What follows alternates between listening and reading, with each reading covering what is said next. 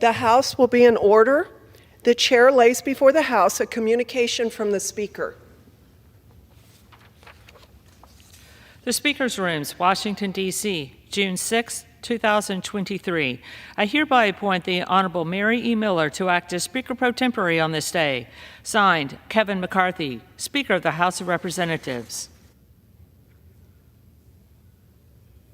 Pursuant to the order of the House of January 9th, 2023, the chair will now recognize members from lists submitted by the majority and minority leaders for morning hour debate. The chair will alternate recognition between the parties with time equally allocated between the parties and each member other than the majority and minority leaders and the minority whip limited to 5 minutes. But in no event shall debate continue beyond 11:50 a.m. The chair recognizes the gentlewoman from the Virgin Islands, Ms. Plaskett, for 5 minutes. Thank you very much, Madam Speaker. Today I rise in recognition of Caribbean American Heritage Month. This June, we acknowledge and celebrate our diverse Caribbean American contributions to this nation's history for the 17th year. Personally, I am so proud of my Caribbean lineage and want to honor the universal pride that all Caribbean people share across the United States. Historically, Caribbean Americans have been key players in the development, growth, and richness of this country. Originally entering the United States in bondage, Caribbean people endured the brutality of chattel slavery for centuries, but fought for and attained liberation. My home, the Virgin Islands of the United States, and Haiti are the only two places who organized a slave revolt that led to successful freedom from that revolt in the history of the Western Hemisphere. Caribbean American history is one of struggle and of triumph.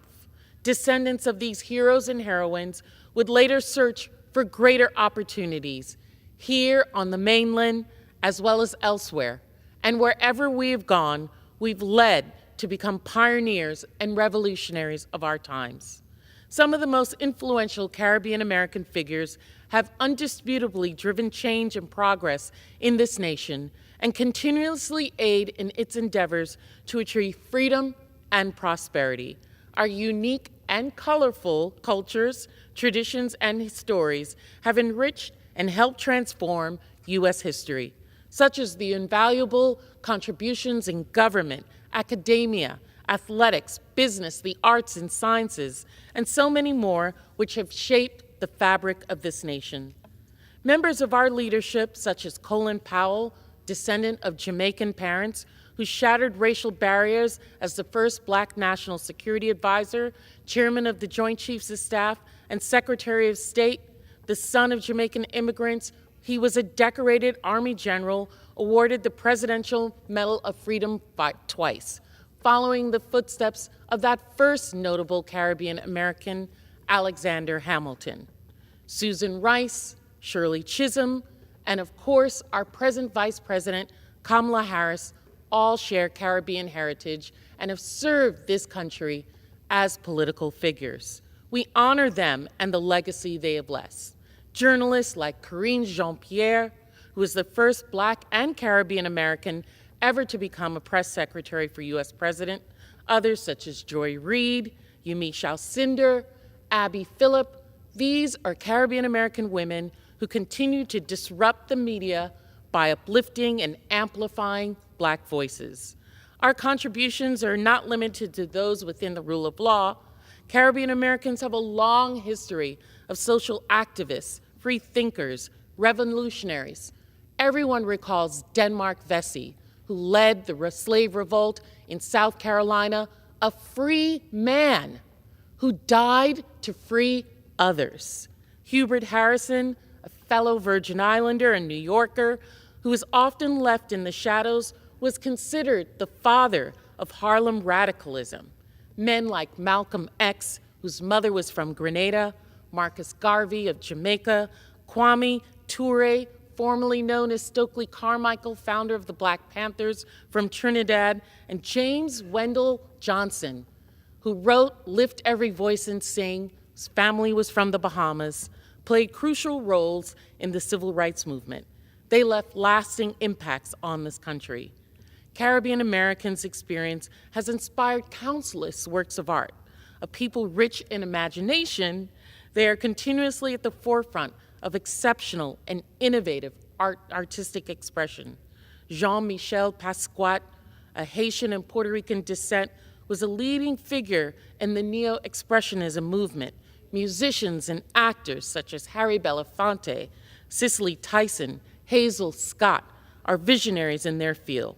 We continue to credit much of our scientific advancements to individuals such as Neil deGrasse Tyson, whom everybody looks and applauds, the son of a beautiful Puerto Rican sister, a renowned astrophysicist, author, and science communicator, recognized for his, quote, extraordinary role in exciting the public about the wonders of science.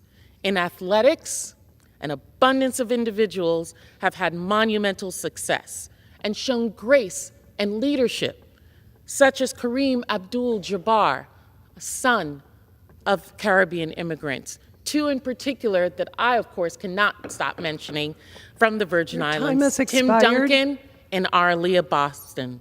This month provides an opportunity to reflect on the past, act in the present, and envision the future. We applaud Caribbean American Heritage Month. I yield back. The chair recognizes the gentlewoman from California, Ms. Steele, for 5 minutes. Thank you, Madam Speaker. I rise today to commemorate an important milestone for the Vietnamese community in my district and across the United States. This week marks the 35th anniversary of Orange County's Little Saigon, which is now home of the largest concentration of Vietnamese anywhere outside of Vietnam itself. To this day, many of Little Saigon's residents are first-generation Vietnamese who fled communism to find freedom in this country. They brought with them a rich heritage, beautiful culture, and a proud history. They are small business owners, public servants, community leaders, educators, healthcare professionals, lawyers, journalists, parents, and everything in between. The Vietnamese community in Orange County is a shining example of a fundamental American truth that no matter who you are or where you come from, if you work hard and stay true to the principles of liberty and justice for all, you can achieve success for yourself and your family. Southern California and America are stronger because of their contributions.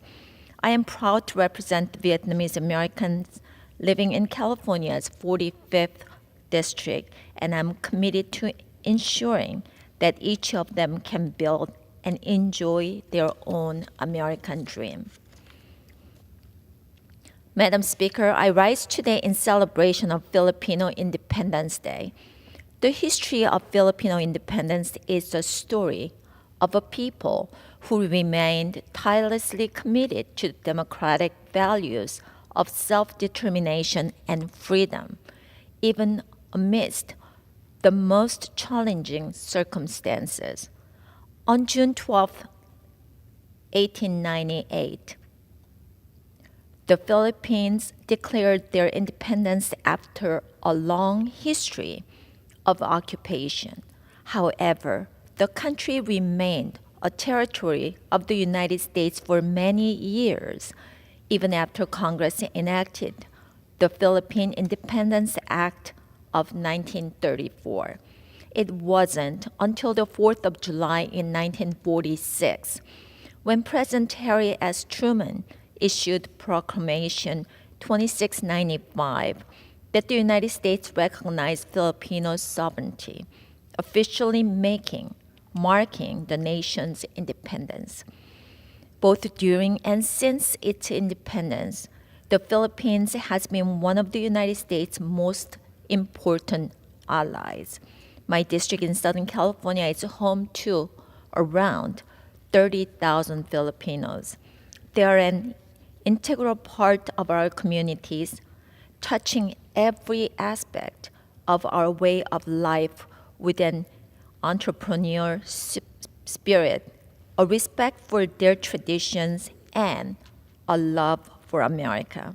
I am proud to represent them in the United States Congress, and I will always fight for a better life for them and for all of my constituents. To the Filipino community in Southern California and across the country, I wish you a very happy Independence Day. Thank you, and I yield back. The chair recognizes the gentlewoman from California, Ms. Torres, for 5 minutes.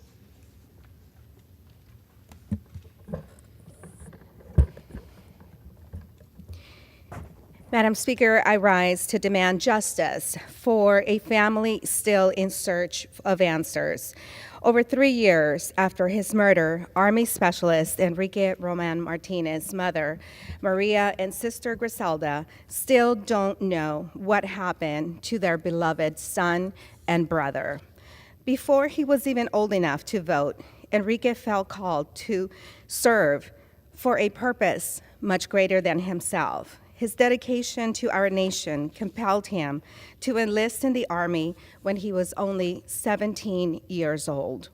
While stationed at Fort Bragg in North Carolina, Specialist Roman Martinez went camping in the Outer Banks with 7 of his fellow soldiers. On May 22, 2020, he disappeared. 7 soldiers camping with him failed to report him missing. They failed to provide information that could lead to solving his murder. Instead, they claimed that he was suicidal. However, a week later, when his head surfaced, Specialist Roman Martinez was found washed ashore. Only his head. He was only 21 years old enough to order a beer for himself. He had the rest of his life ahead of him, a life he chose to begin by selfless serving his country.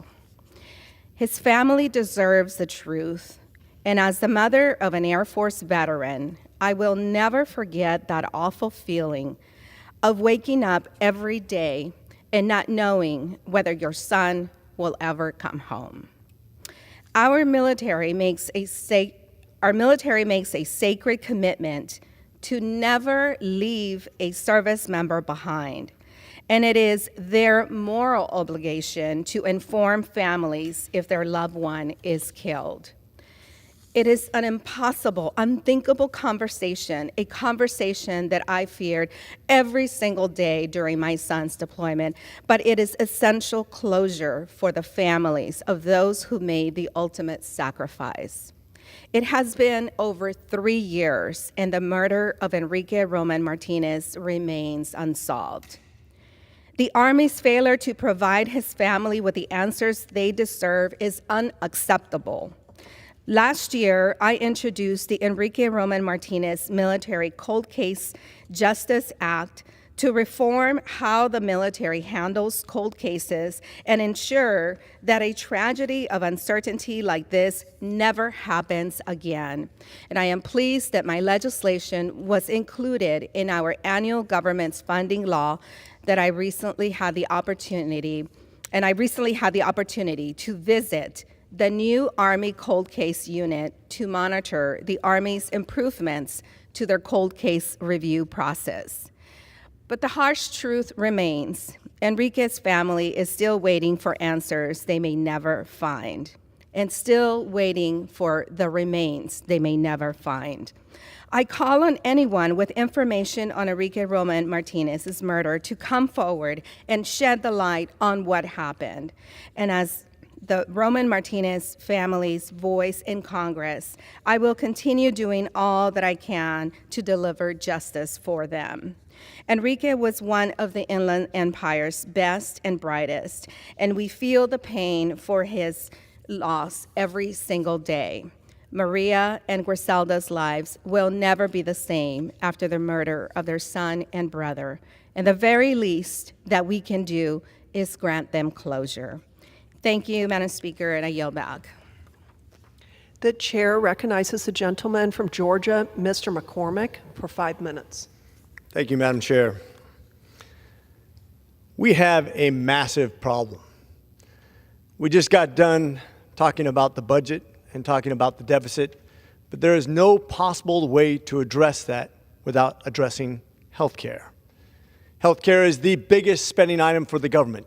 One out of every $5 spent by the government is spent on health care, and it is the quickest growing inflationary cost to Americans. Right now, if you consider Medicaid and Medicare, you consider the amount of money we spend on private pay, which is about 1/5 the economy also, in a GDP of roughly $24 trillion, you're spending $6 trillion on healthcare alone. If it were taken by itself, it would be the third largest GDP in the world. It would have twice the GDP size of India, which has 1.47 billion people. This is a massive problem. So what are we going to do? How do we take on something so complex? I think it's an underserved problem in the United States Congress. We've been kicking the can down the street for far too long, both from the Clinton administration all the way through the Obama administration. The Affordable Care Act did nothing to make it affordable. We've done nothing to curb the inflationary costs. And it's certainly not the doctors' problem, because doctors took a 2.3% pay cut last year alone. If you're an ER doctor in Georgia, you probably took about an 18% pay decrease in 1 year. And that's after serving during COVID for 3 years, on nights, weekends, and holidays. That is your congratulations. So how do we address this? Quite frankly, we're going to have to make some hard choices. And America has to understand, first of all, how complex this issue is. When you have PBMs, GPOs, pharmaceutical companies, insurance companies, Medicaid, Medicare, when you have the government involved, private pay, when you have hospital systems, when you have healthcare providers. These are just some of the problems we have. Right now we have 90% of the ingredients that go into drugs produced in China. You have almost all the market for amoxicillin and Augmentin cornered by an adversarial nation.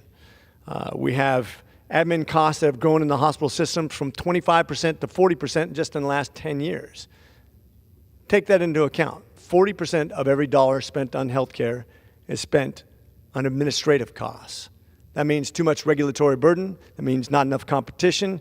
And we continue to talk about a single-payer system as the end-all, be-all to healthcare. Let's take that into account right now. Medicaid is done at a loss. It doesn't pay the bills. As a matter of fact, we have an act right now that talks about supplementing people with a tax break so that they can actually see more Medicaid patients and afford it and stay open. It's not the answer. If we go to a single-payer system, you're talking about adding $30 trillion of expense to the government in the next 10 years. That means $30 trillion more in either tax or debt. We've pretty much lost our minds over $32 trillion of debt that we're already in. Imagine adding $32 trillion more to spending. It would be the largest increase in spending and government control there's ever been in American history.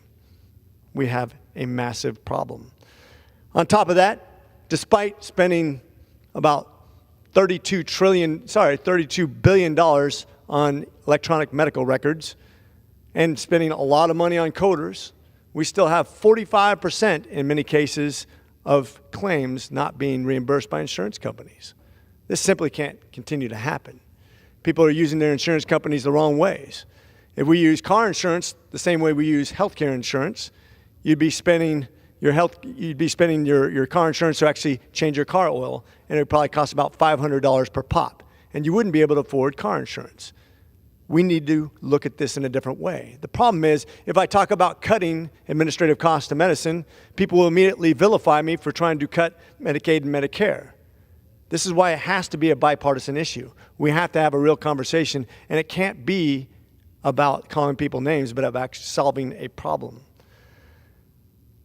If we want to talk about a real solution, I think we have to start thinking about not just taking this as subcommittees, not just a subcommittee of E&C, not just a subcommittee of Ways and Means, not just a subcommittee of VA or a subcommittee of Foreign Affairs, but we actually have to have staff that are dedicated to a process that's so complex, so big, has so many lobbyists involved, that it is almost impossible for a physician with an MBA to figure out how to handle it himself. This is something we're going to have to take as a problem that all of us have to solve without vilifying each other. And if we don't do it soon, we will increase government, increase spending, and we will have rationing simultaneously. If The you don't gentleman's want, time is up. final point, if you want a good example of single-payer system, the VA is exactly what you're going to get. And it is not popular. With that, I yield. The chair recognizes the gentlewoman from Texas, Ms. Jackson Lee, for 5 minutes.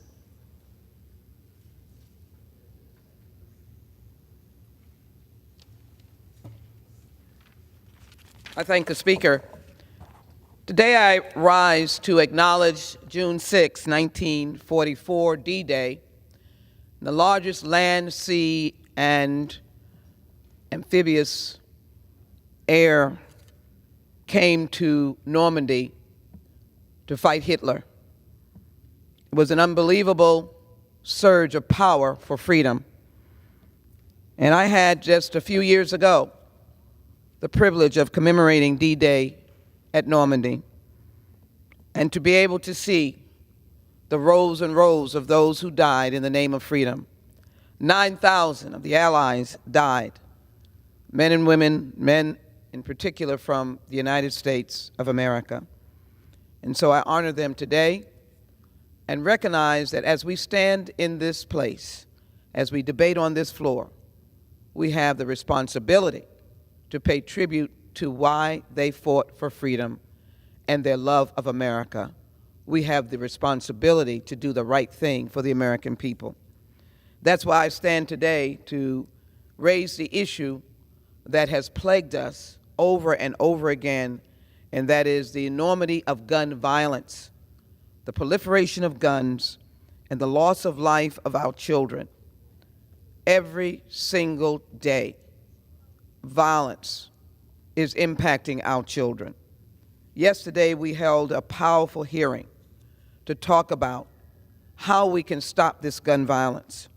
And we heard from people who were victims, like Lloyd Gach, a victim of the Monterey shooting. And his words rang so powerfully. 42 gunshots he heard, and he heard the bodies dropping, 11 dead and 9 wounded. He understands that a weapon of war should not be on the streets and that we should ban assault weapons. We also heard from medical testimony or professional health testimony that indicated that storage, like the Kimberly Vaughn storage bill, would be most helpful in saving the lives of children. Some 4 million children live in homes where guns are laid around and not stored. They lose their lives there. But every single day, a child loses her life, 8 children a day, by way of gun violence.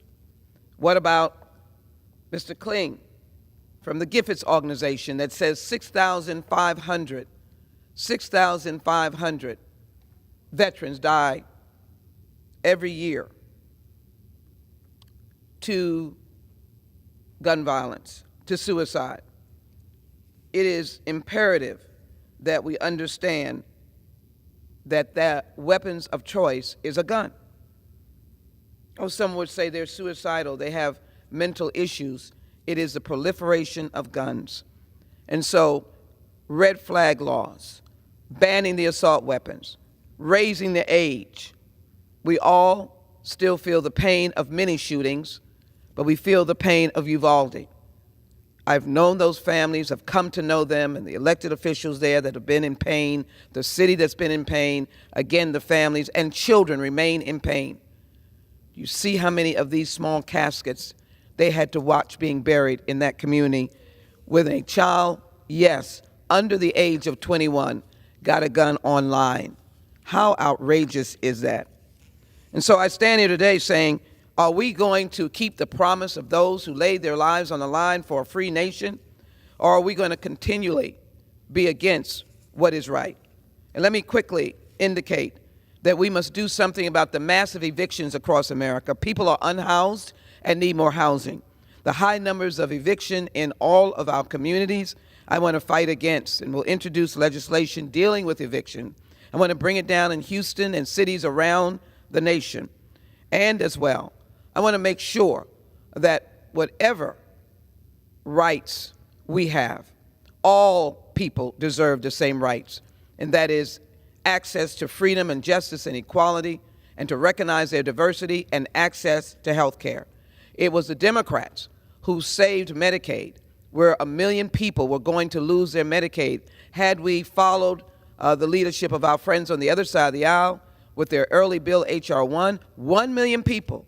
But we stopped it with stopping the default and negotiating away the idea of taking 1 million people off of Medicaid, their lifeline for health care. It is extremely important that we recognize that men and women lay down their life or put on the uniform unselfishly. They do so The so that gentlewoman's freedom time has can expired. be for every American. I yield back. The chair recognizes the gentlewoman from Michigan, Ms. Tlaib, for 5 minutes. Madam Speaker, yesterday I was honored to join Rosa Parks' family alongside Senator Gary Peters and local community advocates to rename the Grand River Post Office near her home in Detroit the Rosa Louise Macaulay Parks Post Office. I'm so proud to recognize the mother of the civil rights movement and a beloved resident of our community in Detroit, Mother Rosa Parks. It was truly a personal honor to partner with Mother Parks' family to keep this freedom fighter's legacy alive in yet another powerful way. I cannot wait for the child to walk in to see the name on the post office and ask, who was that? It was a privilege to lead this effort in Congress with support of the Michigan delegation to commemorate this incredible civil rights leader. As we know, on December 1st, 1955, Rosa Parks refused to surrender her seat on a Montgomery bus to a white passenger. Her refusal not only was an act of courage and a protest of racial segregation and oppression, Madam Speaker, it was an assertion that our black neighbors deserved human dignity. Her act of defiance ignited the Montgomery bus boycott, a pivotal moment in the civil rights movement. In 1957, Mother Parks left Montgomery, Alabama to move to the most beautiful blackest city in the country, the city of Detroit, where she lived there nearly 50 years and served our community tirelessly as a congressional staff member for the late Congressman John Conyers. Despite efforts that we're seeing today around the nation of those who want to erase history leaders like Mother Rosa Parks, Dr. King, Malcolm X, and so many others, we will continue to uplift those who bent the arc of moral universe towards justice. And today and always, Madam Speaker, we stand on the shoulders of Mother Parks and the countless others who fought for equality and justice for all. I am inspired every single day by her bravery and strength. Her legacy serves as a powerful reminder to every single one of us that with courage and determination, there is power to change the course of our history. May Mother Parks always remind us that we cannot remain silent when we encounter injustice, discrimination, or racism, that we must always take a stand and speak out, even when our voice shakes. To continue to build on her most beautiful movement to build a more equitable, loving, and just world. We know that our struggle against racism, Madam Speaker, and white supremacy is a lifelong pursuit. As Mother Parks wrote, freedom fighters never retire. And as her memory continues to guide us, may her legacy never die. I am so grateful for the opportunity to honor Mother Parks alongside the Macaulay and Parks families, and hope that this symbol of our appreciation is felt by those that loved her.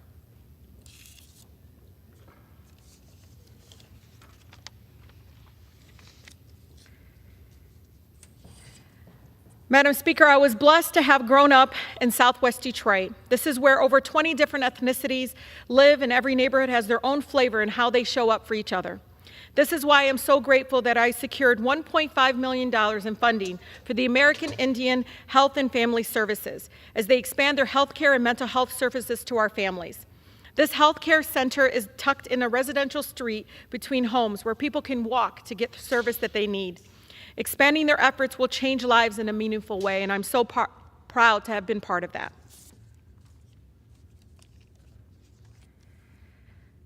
Madam Speaker, auto insurance discrimination continues to keep our residents in the cycle of poverty. Your education level, your zip code, and marital status doesn't determine your driving ability, and neither does your credit score.